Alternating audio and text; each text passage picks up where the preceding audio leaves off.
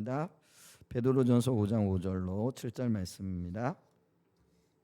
베드로전서 5장 5절로 7절 말씀. 네, 한 목소리로 한번 같이 읽습니다. 시작. 젊은 자들아, 이와 같이 장로들에게 순종하고 다 서로 겸손으로 허리를 동이라. 하나님은 교만한 자를 대적하시되 겸손한 자들에게는 은혜를 주시노니라. 그러므로 하나님의 능하신 손 아래에서 겸손하라. 때가 되면 너희를 높이시리라. 너희 염려를 다 주께 맡기라. 이는 그가 너희를 돌보심이라. 이 본문을 토대로 해서요, 2026년 성교적 교회, 성교적 백성의 삶이라는 제목으로 좀 말씀을 나누기를 원합니다. 2025년도에 한 해를 이렇게 마무리하면서 이렇게 돌아보니까 제가 강단에서 어떤 말을 가장 많이 했을까, 어떤 단어와 어떤 용어들을 많이 썼을까 이렇게 보니까 가장 먼저는 뭐 우리 교회 특성상 신앙의 본질이라든지 뭐 하나님의 얼굴을 구한다든지 뭐 이런 말을 굉장히 많이 썼을 것 같아요. 제가 세어보진 않았는데 아마 여러분들이 그런 말을 가장 많이 듣지 않았을까 싶어요. 그런가요?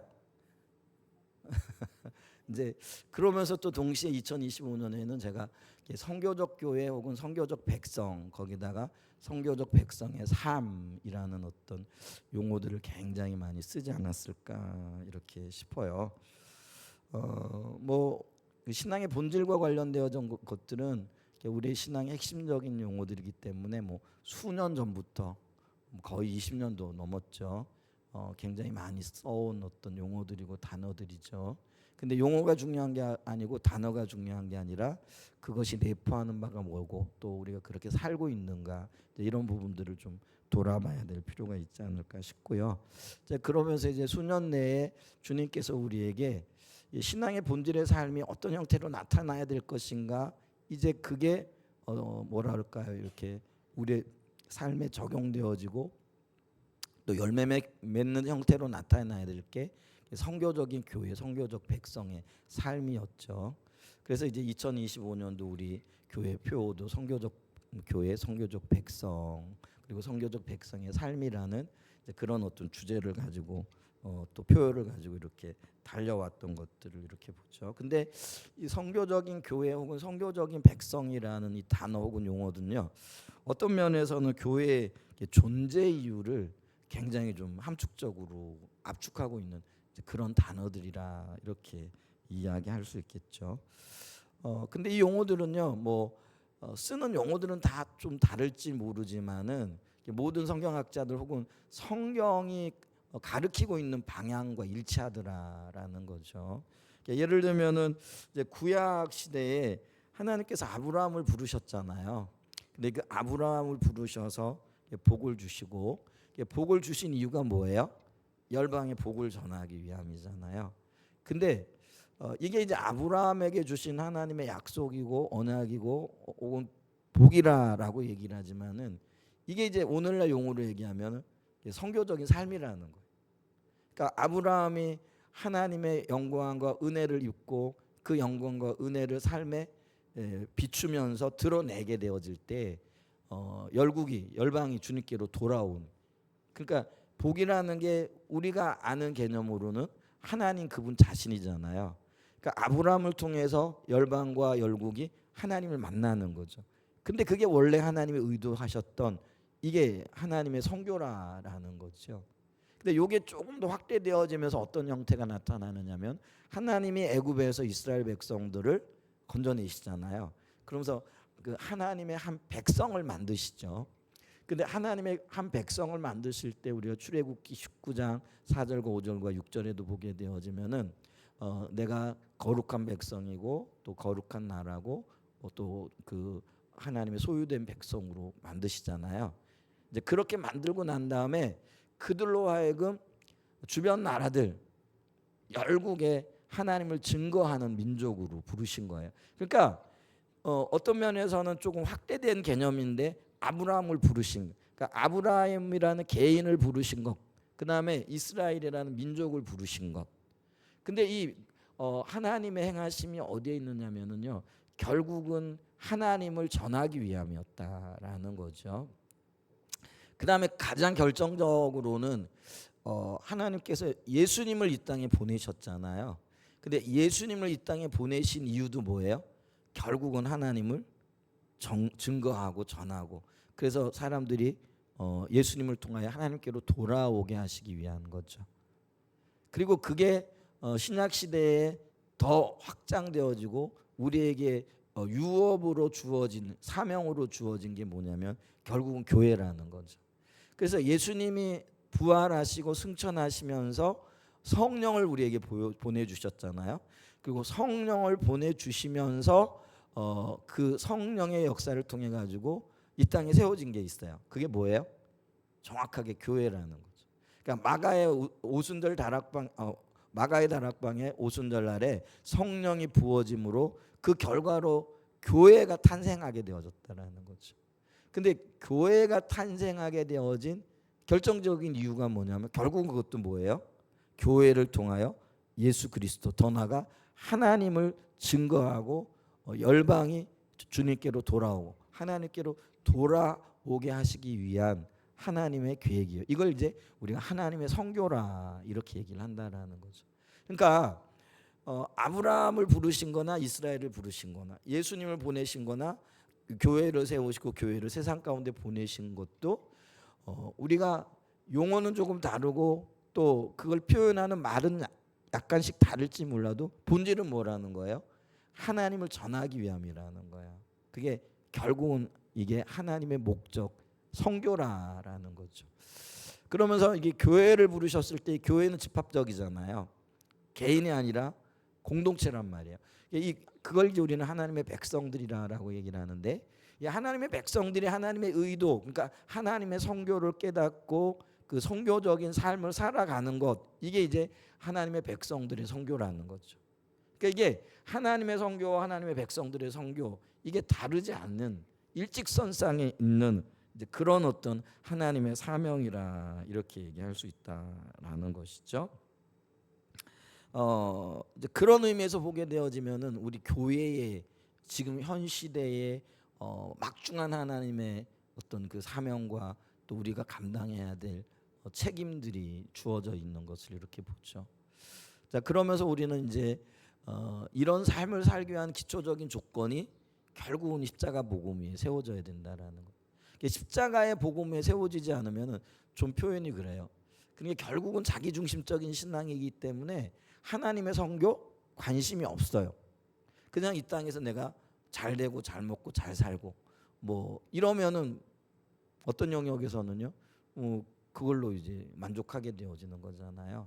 이제 그러기 때문에 하나님의 선교를 알고 그 선교적인 백성, 선교적인 교회로서의 삶을 살기 위한 어떤 면에서는 전제적인 조건이 십자가의 복음이라 이렇게 얘기할 수 있는 거죠. 십자가의 복음이라는 게 결국은 하나님과의 인격적인 관계를 말하는 거잖아요.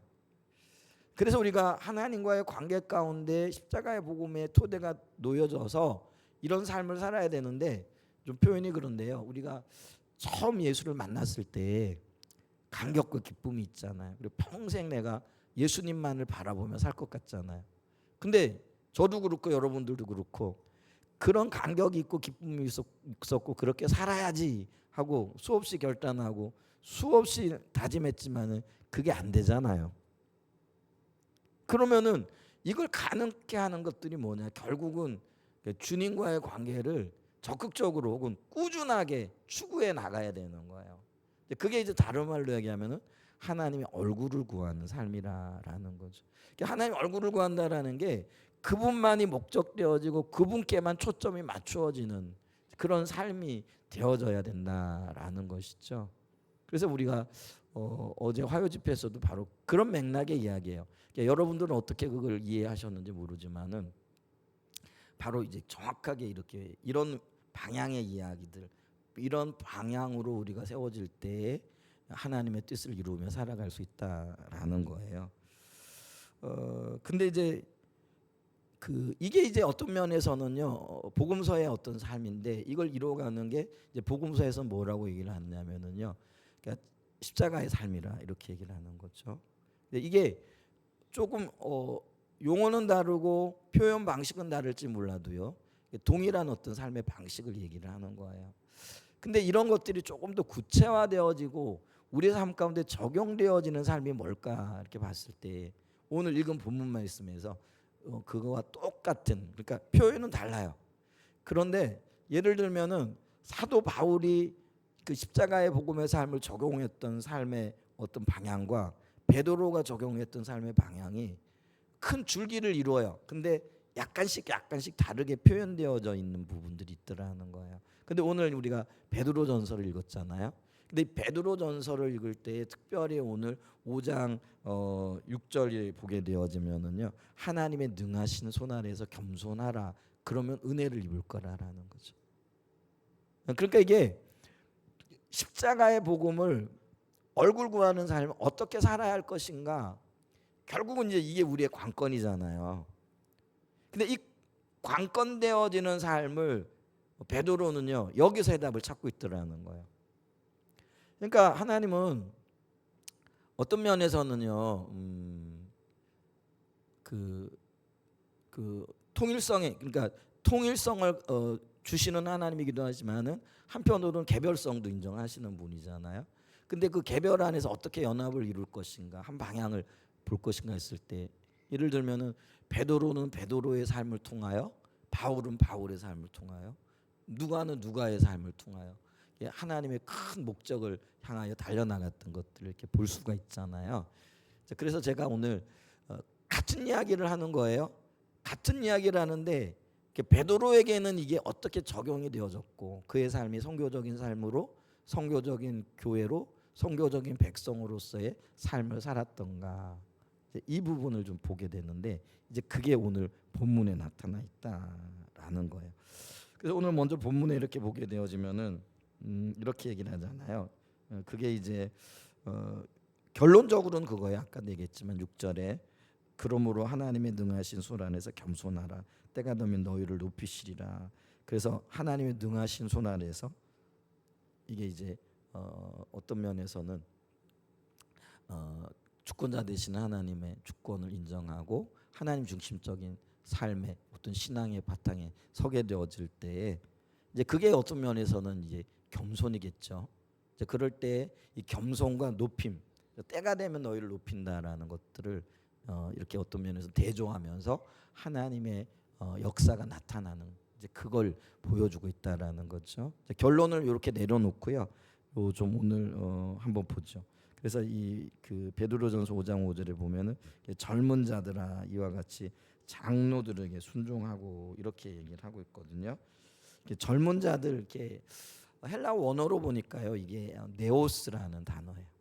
근데 네오스라는 단어는요 새롭다 혹은 젊다, 신선하다 이런 의미예요. 그럼 이게 이제 사람에게 적용이 되어지면은 영한 사람, 그러니까 젊은 사람 뭐 이렇게 하면, 그래서 이게 이제 장로와 관련이 되어지고 혹은 그 시대의 어떤 사회상과 관련되어질 때에 장로들은 영적으로 보게 되어지면은 교회 지도자들을 얘기를 하지만 사회적으로 보게 되어질 때는 그 주인들을 얘기를 한다라는 거죠. 그러니까 로마 사회는요 어떤 면에서는 뭐 이게 옳다 그르다를 떠나가지고 그 시대가 그랬어요. 그러니까 노예 제도가 굉장히 어떤 면에서는요 사회의 경제 구조를 형성하고 있었어요. 그래서 거의 그 40% 정도가 노예였다. 근데 이제 이 노예가요 로마 시대에는 우리가 이제 노예 그러면 우리는 어떤 생각을 하느냐면은 미국이나 영국에 왜 흑인들이 아프리카에서 막 잡혀와 가지고 종신토록 어떤 면에서는 뭐 진짜 아무런 자유도 없이 막 이렇게 착취당하고 학대당하는 거, 이제 그거 생각하잖아요. 근데 로마 시대의 노예는 그 정도는 아니었어요. 얘기하면 그들이 어쩌면 열심히 노력하면은요 스스로 이렇게 돈을 이렇게 좀 저축해 가지고요 뭐라 그럴까요? 이렇게 자기를 살 수 있다 그럴까요? 그러니까 경제 활동도 할 수 있고, 그러면서 노예 신분이지만은 일가를 이루고 부를 이루는 사람들도 있는. 그러니까 우리가 생각하는 그런 노예라기보다는 예를 들면은 조금 오늘날의 노사 관계에 뭐 주인이라든 사장이라든지 이런 관계, 그래서 그런 운신의 폭이 조금 더 이렇게 뭐랄까 폭이 넓었다라고 이렇게 이 얘기를 하면 이해를 하시면 될 것 같다라는 거죠.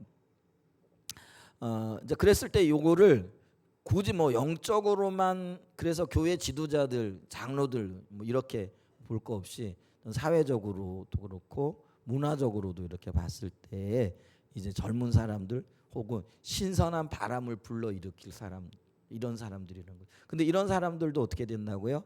순종해야 된다라는 것들을 이야기한다라는 거죠. 자, 그러면서 이 어떤 면에서는요, 이게 질서라는 것. 근데 이 질서가 우리가 생각하는 뭐 어떤 뭐 직제에 대한 질서, 뭐 이런 어떤 것들이 아니고요.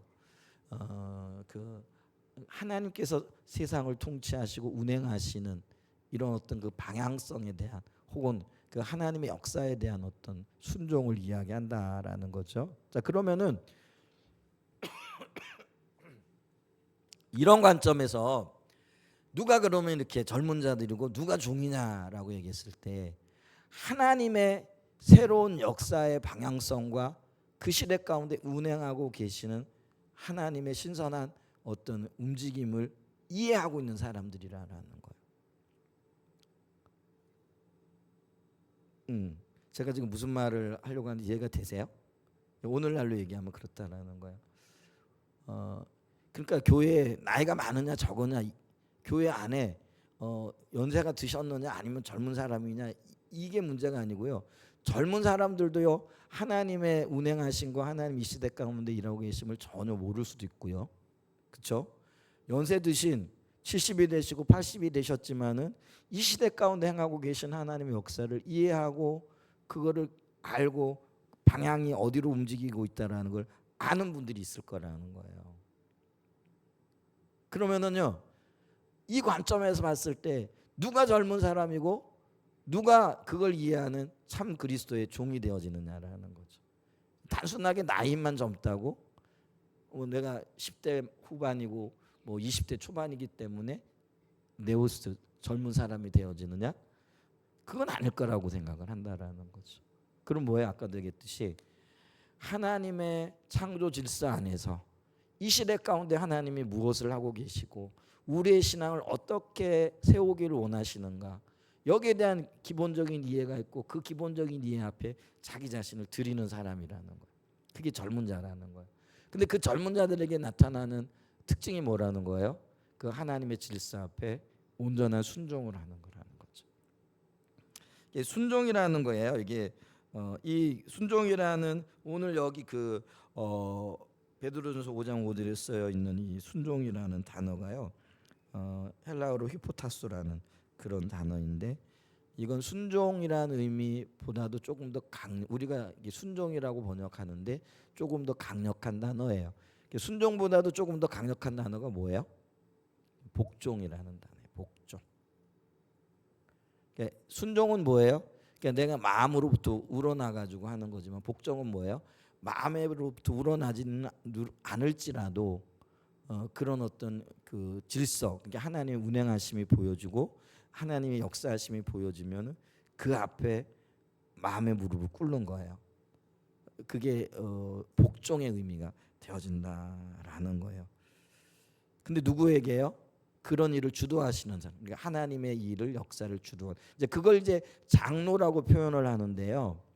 근데 재밌는 게 있어요. 그게 뭐냐면은요, 장로들에게 순종하고 그러면서 그 다음에 뭐라, 다 서로 이렇게 얘기를 해요. 그러면은 다 서로라고 얘기했을 때는 이와 같이라는 의미도 되어지고요.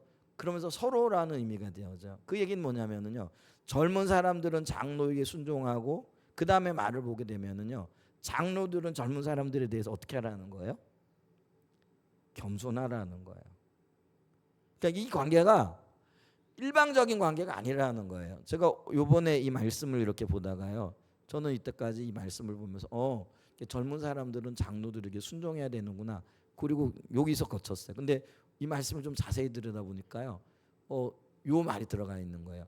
다 이와 같이, 그러면서 서로 겸손하고 요게 이제 일방적인 관계가 아니라요. 장로들은 그 뭐죠? 젊은 사람들은 장로에게, 장로는 젊은 사람들에게 순종하고 겸손으로 서로 대접하고 서로 반응하라라는 그런 의미가 있다라는 거예요. 자, 이 겸손이라는 단어가요. 오늘 본문에서는 타페노프로시네라는 이제 그런 단어예요. 여러분 모르셔도 돼요. 근데 이런 의미가 있다라는 것들인데 이게 뭐냐면은요. 마음이 낮아지는 걸 얘기를 해요. 그러니까 이제 우리가 그걸 겸손이라 이렇게 얘기를 하잖아요.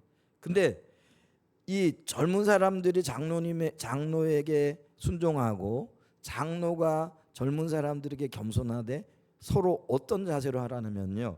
허리를 동이라 이렇게 얘기를 해요. 여기서 허리를 동이라는 이 표현은요. 입는 옷과 관련이 되어져 있어요. 그럼 어떤 옷이냐면은요. 노예들이 주인을 섬기기 위하여 입는 앞치마예요. 그러니까 그 앞치마를 입으면은 앞치마 뒷건이 묶어야 되잖아요. 제가 요즘은 뭐 할 생각도 못 하지만은 가끔 제가 있잖아요. 왜 교회에서 이제 왜 설거지 할 때 이렇게 앞치마 두르고 나오잖아요. 근데 여러분들 여자분들도 잘 아실 거예요. 앞치마를 두르고 만약에 뒤에 끈을 안 맸다, 허리끈을 안 맸다, 그러면은 설거지 제대로 못 할 걸요. 단단히 좀 해야 돼. 제가 컨퍼런스 가가지고 왜 목사님들 왜 식사 이렇게 하고 하잖아요. 그럼 제일 먼저 하는 게 뭐예요? 뒤집어 쓰고 이거 길게. 저는 키가 작아가지고요. 그거 하면은 발이 질질 끌려가지고 안 돼. 그러니까 이걸 한 겹 접어가지고 그거를 꽉 붙잡아 매야만이 그 지장 없이 일할 수 있거든요. 이런 얘기까지는 한데 그걸 꼭 붙잡아 매야 끝날 때까지 열심히 일할 수 있어요. 근데 서로에게 이렇게 하라는 거예요. 노예가 주인을 섬기기 위해 가지고 앞치마를 꽉 붙잡아 매듯이 그게 허리를 동이다라는 그런 의미가 되어진다는 거예요. 놀랍지 않아요? 근데 이런 관계가, 그러니까 여기서는요. 순종과 겸손이 등치를 이룬다라고 해야 되는 거예요. 그러니까 같은 의미라는 거예요. 그러니까 우리는 뭐예요? 젊은 사람이니까 그 장로들에게 당연히 순종해야지. 그것뿐만이 아니고요. 장로들도 젊은 사람들에게 어떻게 하라는 거예요? 겸손. 그러니까 순종의 또 다른 의미가 겸손이라는 거예요. 그렇게 해야 된다라는 것들을 우리에게 말하고 있다라는 거죠. 그러면서 그것과 대조를 그러니까 순종과 겸손과 대조를 이루고 있는 게 뭐냐면 교만이라는 거죠. 근데 이 교만은 뭐예요? 하나님을 대적하는 행위라는. 대적하다라는 게 이게 진을 치다라는 그런 의미예요. 그 진을 친다라는 건 뭐예요? 싸우기 위하여 진을 치는 거잖아요.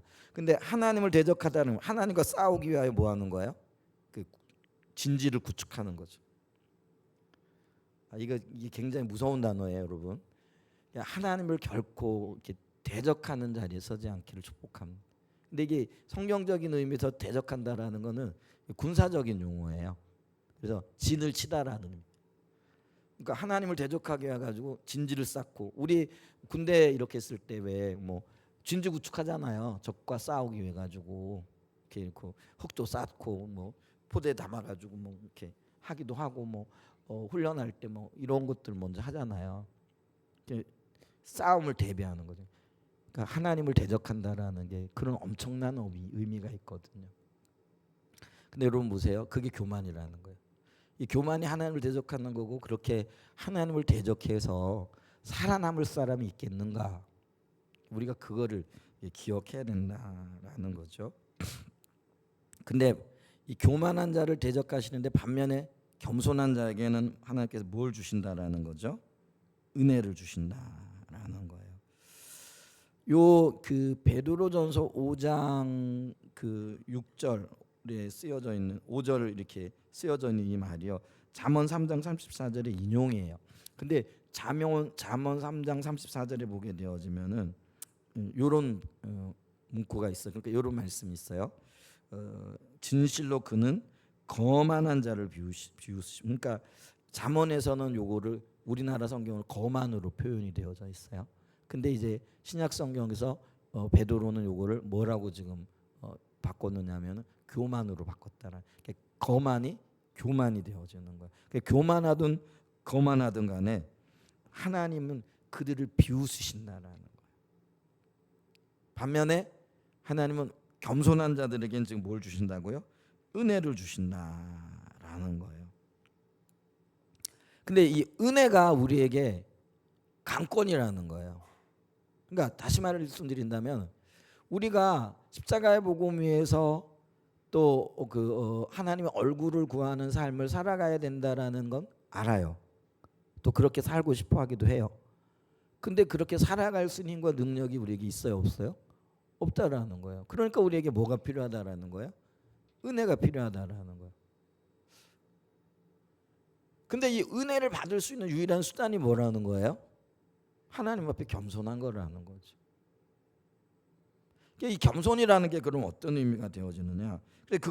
그래서 이게 5절의 결론이 6절이에요. 그러니까 베드로전서 5장 5절의 결론이 6절이에요. 그러니까 뭐라고 얘기하냐면 그러므로라는 건 결론을 얘기를 하잖아요. 그래서 하나님의 능하신 손 아래에서 겸손하라. 때가 되면 너희를 높이시리라. 여기 하나님의 능하신 손 아래라는 거는요. 이게 구약적인 표현으로는요. 자기 백성을 구원하시고 악인들을 심판하시는 하나님을 말할 때 사용하는 표현이라는 거예요. 그러니까 하나님은 자기 백성들은 건져내시고 그 다음에 악인들은 어떻게 하신다고요? 반드시 멸하신다라는 거예요. 근데 이 하나님의 특성을 말할 때 하나님의 능하신 손이라 이렇게 표현을 한다라는 거예요. 그럼 이게 다른 말로 얘기하면은요, 전능하신 하나님의 손길을 얘기하는 거죠. 그 다음에 자기 백성들을 돌아보시고 이끄시는 하나님의 역사가 이 능하신 손 아래라라는 그런 표현이 되어진다는 거예요. 자, 그런데 이 하나님의 능하신 손 아래라는 건 다른 말로 얘기하면은 하나님의 전능하신 주권 앞에 우리가 겸손함으로 선다라는 거는 납작 엎드린다라는 걸 의미해요. 자, 우리가 그렇게 납작 엎드리게 되어질 때 어떤 게 주어진다고요? 그 납작 엎드리는 것에 상급 혹은 그 하나님이 주시는 그게 은혜라는 거예요. 근데 이 은혜라는 거 우리가 잘 알고 있잖아요. 그러니까 은혜는요, 다른 말로 얘기하면은요, 내가 할 수 없는 그것을 할 수 있도록 하나님이 이끄시는 거예요. 그걸 우리가 조금 십자가 복음의 책에서 인용하는 걸 보면은 하나님이 우리에게 명하시고 하나님이 우리의 삶 가운데 이루기를 원하시는 것, 그게 뭐예요? 지금 우리가 얘기하고 있는 십자가의 복음의 삶이잖아요. 하나님의 얼굴을 구하는 삶이잖아요. 근데 그게 죽었다 깨어나도요, 우리의 힘과 우리의 능력으로는 안 된다라는 거예요. 근데 우리의 힘과 우리의 능력으로 안 되는 그것을 은혜가 가능케 한다라는 거죠. 은혜를 얘기할 때 제가 가끔 이렇게 설명을 드리잖아요.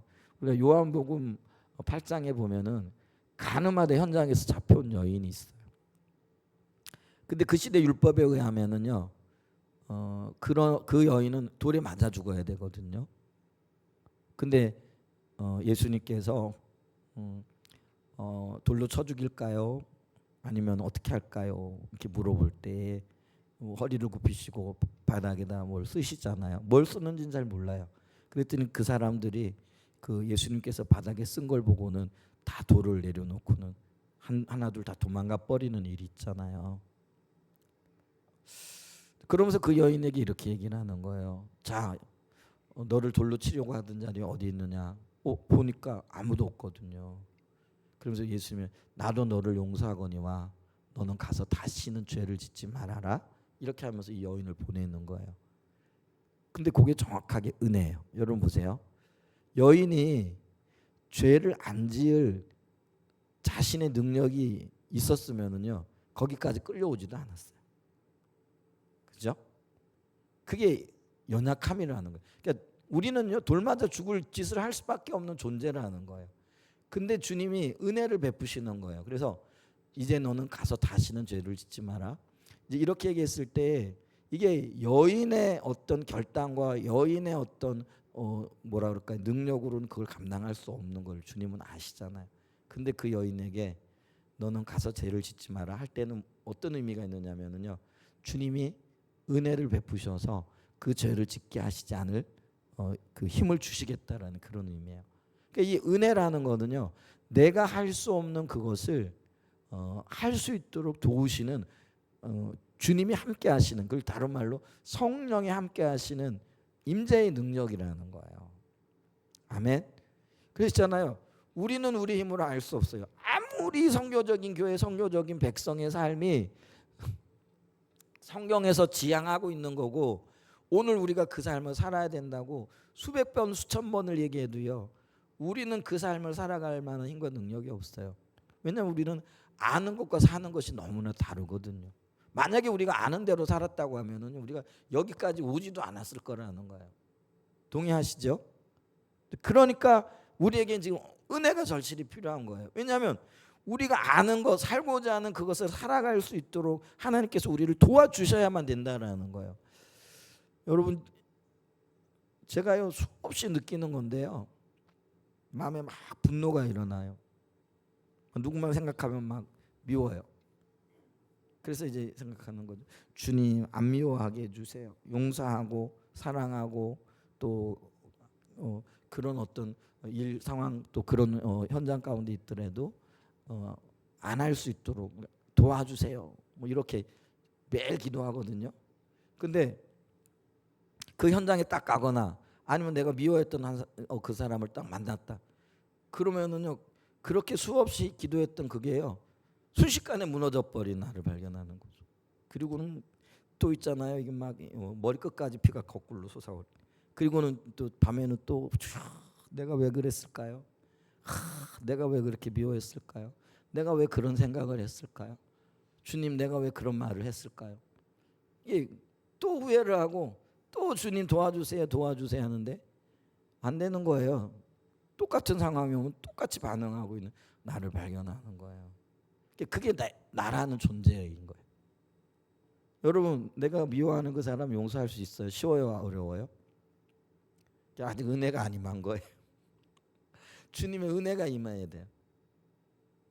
그게 쉽지 않다라는 거예요.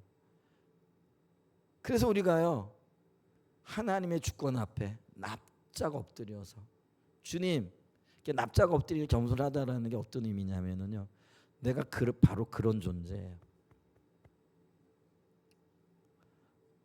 나는 내 자신을 봤을 때 오늘 면에서 끝장을 본 사람, 가장 밑바닥이 드러난 사람.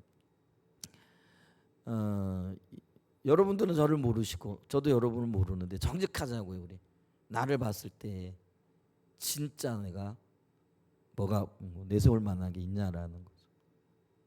여러분들이 저를 10분의 1도 몰라서 그렇지, 여러분들이 저를 10으로 다 안다 그러면은요, 다시는 저 사람하고 상종하지 말아야지, 아마 그럴걸요. 근데 그게 내 존재라는 거. 근데 그거를 주님 앞에 그대로 인정하자라는 거. 근데 그것도 쉽지 않지만 그래도 그 의식을 가지고 그 방향으로 나가자라는 거예요. 자, 그랬을 때 주님이, 그래, 내가 네 마음 알아. 네가 그렇지. 그러니까 내가 너를 도와주지 않으면 너 안 돼. 그러니까 내가 너를 도와줄게. 그러니까 있잖아요, 애들도요, 지 혼자 가겠다고 뿌리치고 가잖아. 그러다가 넘어지잖아요. 근데 어떤 아이들은요, 부모 손을 탁 잡고는요 안 놓고 따라오는 아이들이 있거든요. 걔들은 잘 가요. 근데 우리가 그래야 된다고요. 그냥 내 힘으로 살겠다고 그냥 부모 손도 붙잡고 그냥 먼저 막 달려가다가 그러다가 큰 변을 당하는 거죠. 근데 부모 손 확 잡고, 그게 겸손이라는 거예요. 오늘 우리에게 절실히 필요한 게 이 영역이라는 거예요. 그래서 우리가 십자가 복음에 서야 되고 하나님 얼굴을 구해야 되는데 그게 안 되잖아요. 그러면은 그거를 살아갈 수 있는 힘과 능력이 하나님이 우리를 도우시는 은혜로 주어지는데, 베드로는요, 그 은혜가 주어지는 통로를 지금 뭘로 보고 있는 거예요? 겸손으로 보고 있는 거라는 거예요.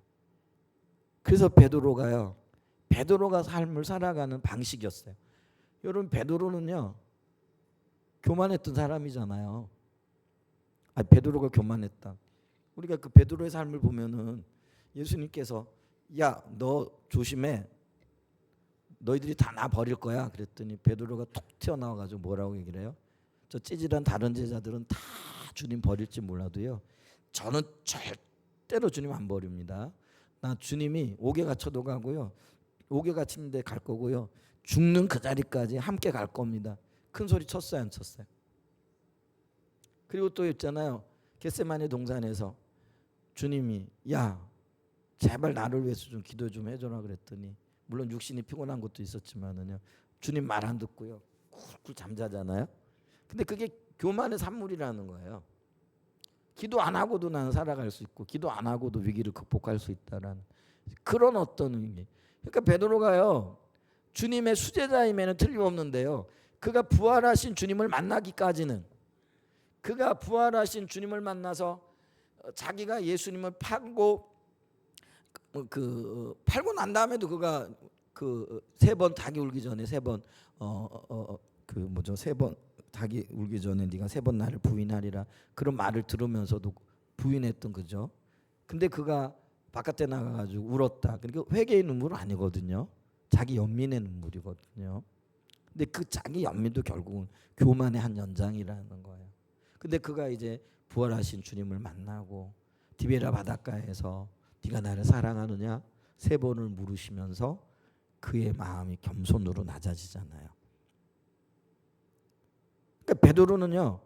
자기가 얼마나 교만한 자였고 그리고 자기에게는 어떤 선함도 없어서 주님이 말씀하신 것을 이룰 만한 능력도 살아갈 수 있는 힘도 없다라는 것을 너무나도 절실하게 알고 있었던 사람이라는 거예요. 그러니까 자신이 그걸 알았기 때문에 자신이 알고 있는 그것을 젊은 사람들에게 하나님의 새로운 일을 꿈꾸는 사람들에게 가르쳐 줄 수 있었던 거예요. 여러분 우리에게 많은 고난들이 있어요. 근데 그 고난들을 너무 힘들고 어렵다만 생각하지 마시고요. 내가 겪는 그 고난 때문에 다른 사람들을 위로할 수 있어요. 그건 틀림없는 성경적인 거예요. 여러분 베드로가 정확하게 그랬어요. 자기가 교만해 봤기 때문에 젊은 사람들이 쉽게 빠질 수 있는 교만이 뭔가를 알았어요. 그래서 그들에게 겸손하라라고 가르칠 수 있었던 거죠. 여러분들이 겪고 있는 인생에 참 많은 어려움들이 있어요. 근데 그 어려움들 영원하지 않을 거예요. 하나님께서 그 어려움들을 순간순간 겪게 하시겠지만은 그 어려움들을 겪어내고 난 다음에 여러분들이 겪은 그 어려움을 가지고 여러분들은 다른 사람들을 섬기게 될 거예요. 아멘. 그러니까 여러분 너무 낙심하거나 그것 때문에 그 뭐랄까요 둥글 파고 들어갈 필요가 전혀 없다라는 거죠. 베드로가 그랬다라는 거예요. 주님의 십자가를 지고 갈 수 있는 그리고 주님이 하신 말씀들을 이룰 수 있는 능력이 내게는 없는데 그 힘과 능력이 어떻게 내게 주어질까? 그게 겸손이라는 거죠. 그리고 베드로가 그 겸손의 자리로 가요. 그랬더니 베드로가 나중에 어떻게 되는 거예요? 정말 주님을 위해 죽는 자리까지 나가는 거예요.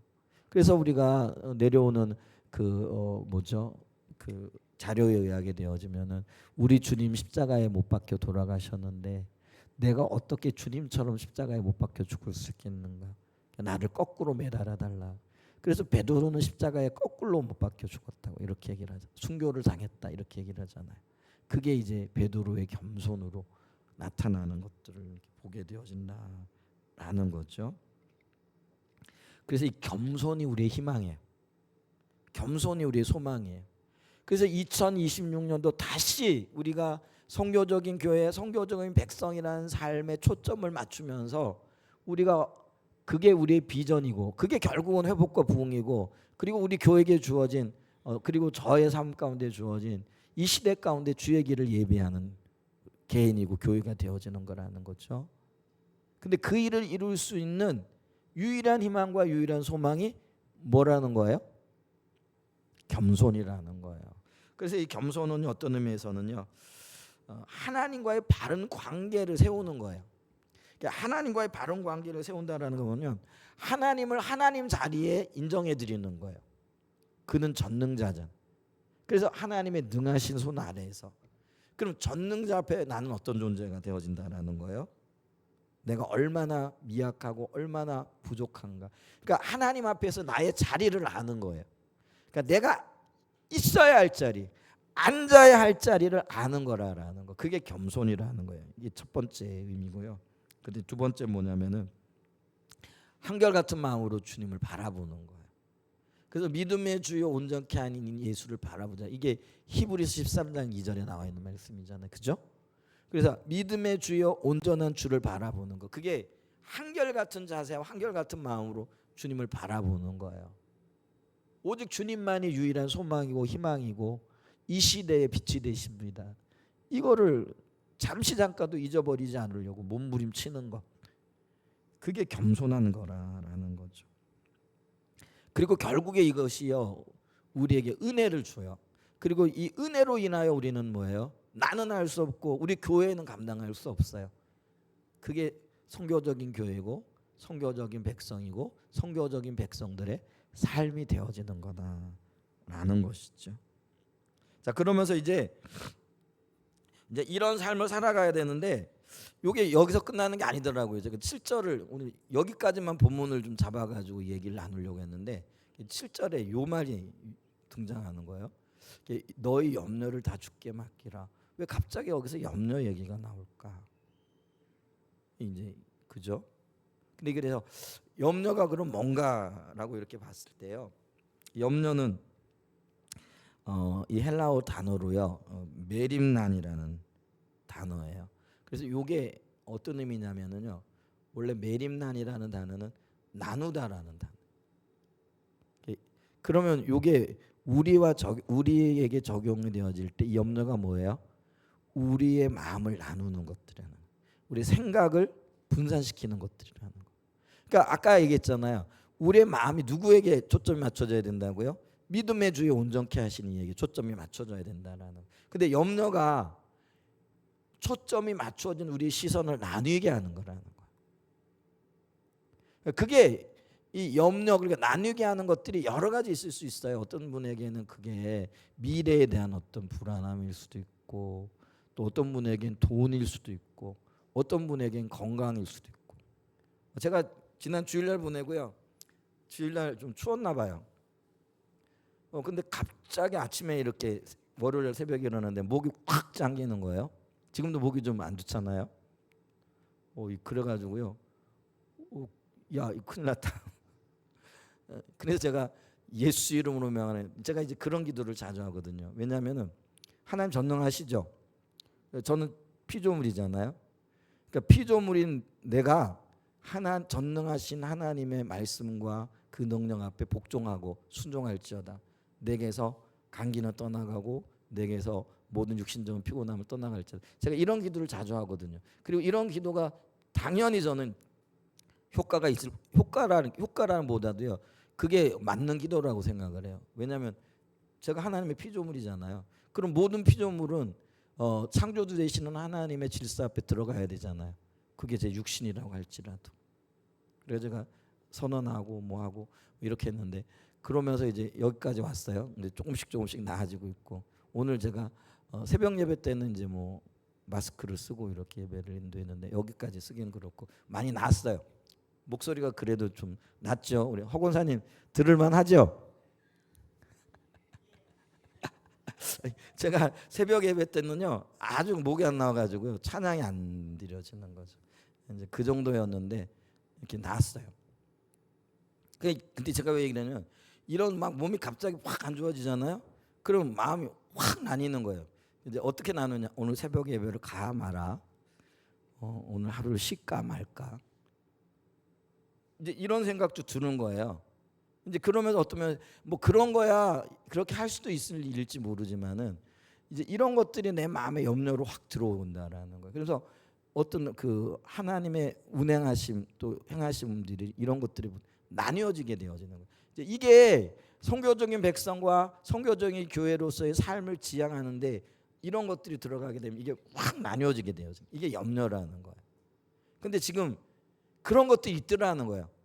그리고 하나님의 겸손 아래에서 하나님의 능하신 손 아래에서 겸손함을 입어 겸손함으로 은혜를 입어 하나님의 놀라운 역사들을 이루어가는데 그걸 방해하는 게 있는데 그게 염려라는 거예요. 그래서 지금 7절에 바로 염려를 지금 이야기를 하고 있고요. 근데 이 나누게 하는 염려를 뭐라고 얘기를 하는 거예요? 다 주께 맡기라 이렇게 얘기를 한다는 거예요. 이게 맡겨버리라는 말은요, 이게 원어적으로 보게 되어지면 던진다라는 그런 의미예요. 내 손에 있던 것들을 던져버리는 거예요. 근데 누구에게요? 주님께 던져버리라는 거죠. 그러면 주님이 내 대신 그거를 짊어지신다라는 거죠. 그게 주님께서 우리의 십자가를 지시는 의미이기도 하다라는 거죠. 그래서 베드로는요 그걸 의미를 너무나 잘 알았던 거죠. 베드로는요 자기 눈앞에서 예수님께서 십자가를 지시는 걸 봤거든요. 그리고 그것이 인생의 모든 문제를 해결하는 하나님의 해결책이라는 것을 누구보다도 더 잘 알고 있었던 사람이거든요. 그러니까 너의 마음을 나누게 하는 게 있느냐? 그거를 주께 던져버려 이렇게 얘기를 하는 거죠. 이제 그렇게 되어질 때 어떤 일들이 일어난다라는 거죠. 그가 너희를 돌보심이라. 여기 돌보심이라는 게 옛날 개역 한글에는요, 개역 한글 성경에는 권고하심이라 이렇게 표현해요. 이는 그가 너희를 권고하심. 누가복음에도 권고하심이라는 표현이 있어요. 근데 이 권고한다라는 이 의미는 뭐냐면은 관심을 갖는다, 돌보아 주신다라는 그런 의미예요. 여러분 있잖아, 우리가 어려움을 당할 때 누군가가 진심으로 어떤 그 관심을 표현해주고 함께 해주는 게 느껴지면은요, 그게요 사람의 손길이라고 해도요 안심이 되거든요. 하물며 하나님이 권고하시는 거예요. 하나님이 관심을 가지시고 하나님이 나를 돌보아주고 계신 거예요. 그럼 이게 얼마나 놀랍겠느냐라는 거죠. 그래서 베드로 사도는요, 그 겸손함으로 은혜를 입어 나가는 내 길에 혹시 염려가 틈타거든 그 염려를 주께 던져버려. 그러면 하나님이 너를 돌봐주실 거야. 관심을 갖고 너의 그 모든 문제들을 해결해 주실 거야. 이런 의미인 거예요. 아멘. 여러분, 염려들, 그 내 마음을 타는 것들을 붙잡지 마시고요, 토스해 버리세요. 토스라는 게 뭐예요? 근데 주님께 얼른 던져준다는 그런 거죠. 그러면 주님이, 여러분 있잖아요, 아무리 큰 어려움도요 주님이 함께 하시면은요 그게 어려움이 아니에요. 기회가 되어져요. 아멘. 그 믿음이 우리에게 있어야 돼요. 그 믿음으로 우리가 주님 앞에 설 수 있는 은혜가 있기를 축복합니다. 자, 그러면서 이제 8절 9절에도 이렇게 보면 8절에 그러면서 뭐라고 얘기하냐면요, 8절 좀 보세요. 근신하라 깨어라 이렇게 얘기를 해요. 근신하고 깨어라라는 의미는요, 깬다라는 건 잠에서 깬 상태이기 뿐만 아니라 영적인 경각심을 가지고 있어야 된다라는 그런 의미예요. 영적인 경각심을 갖도록 할 때 사용하는 단어인데요, 이게 깨어 있으라가 헬라어로 그레고레오라는 단어예요. 경각심을 가져야 돼, 이런 의미가 되어진다라는 거죠. 그러면서 경각심을 가지면서 어떻게 한다고요? 믿음을 굳건하게 하는 거죠. 그래서 어떤 면에서 보게 되어지면은요, 8절에 근신하라 깨어라 너희 대적마귀가 우는 사자같이 두루 다니며 뭐죠? 요즘 잘 안 보이네요. 살릴 자를 삼킬 자를 찾나니 너희는 9절에 뭐라고 얘기해요? 믿음을 굳건하게 하여 이렇게 얘기하잖아요. 그래서 깨어 있는 것과 믿음을 굳건하게 하는 것, 이게 연결이 되어진다는. 근데 믿음을 굳건하게 한다는 게 스테레오스, 이게 스테레오가 아니라요 스테레오스라는 단어인데, 이 단어는 흔들리지 않는 반석과 같은 단단함을 얘기한다. 근데 이게 예수 그리스도가 우리의 삶의 터전이 되어지는 걸 얘기하는 거예요. 그러니까 예수님이 우리의 삶의 터전이 되어질 때 우리가 흔들리지 않는 반석 위에 세워진 거라는 거죠.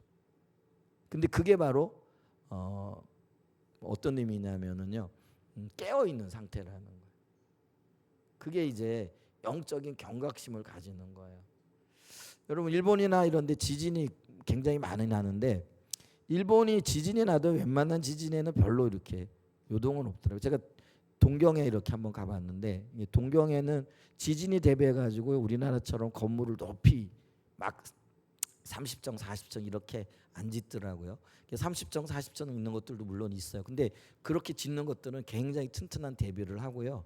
그래서 우리나라보다는 대체적으로 이렇게 스카이라인이나 그러잖아요. 그게 좀 낮더라고요. 근데 그들이요 보통 그 진도 7, 8을 버틸 수 있도록 내진 설계가 돼 있다고 하더라고요. 그러니까 그들은요 우리가 볼 때 막 7점 몇 이렇게 일어나도요 별로 큰 피해가 없어요. 다른 나라 예를 들면 인도네시아라든지 뭐 이쪽에 7점 몇 났다 그러면 진짜 쑥대밭이 돼 버리죠. 근데 대비가 잘 돼 있는 거예요. 그러니까 우리가 믿음의 굳건한 반석 그리스도의 터 위에서 대비가 되는 게 이게 영적인 경각심이 세워져 있으면은요 웬만한 염려, 걱정, 근심 이런 것들이 아무런 문제가 되어지지 않는 거죠. 그게 이제 염려를 극복할 수 있는 방법이 되어지는 거예요. 자, 결론을 내릴게요. 우리가 이런 삶으로 마귀를 대적하고 왜냐하면 마귀는 우리를 넘어뜨리려고 하니까요. 그리고 마귀는요 하나님의 목적과 하나님의 일들을 방해하려고 하는 세력이잖아요. 근데 이런 세력들을 이길 수 있는 그게 겸손함으로 무장되어지고 하나님의 은혜가 임하게 되어질 때 우리에게 주어진 비전이 있어요. 그게 뭐예요? 2026년도에도 선교적인 교회이고 선교적인 백성의 삶입니다. 아멘? 근데 그게 우리 힘으로는 안 돼요. 은혜가 임해야 돼요. 근데 그 은혜가 우리로 하여금 그 삶을 살게 할 것입니다. 그래서 2025년도, 2026년도를 아우르는 우리의 비전, 주님의 인도하심 이렇게 붙잡고요. 그걸 이루어가는 방법이 겸손함으로 은혜를 사모하고 은혜 가운데 감으로 이 비전을 분명하게 성취해 나가는 저와 여러분들이 되시기를 예수님의 이름으로 간절히 축복하고 축원드립니다. 아멘. 네, 설교 마쳤고요. 이제 9시 33분입니다. 그래서 이제부터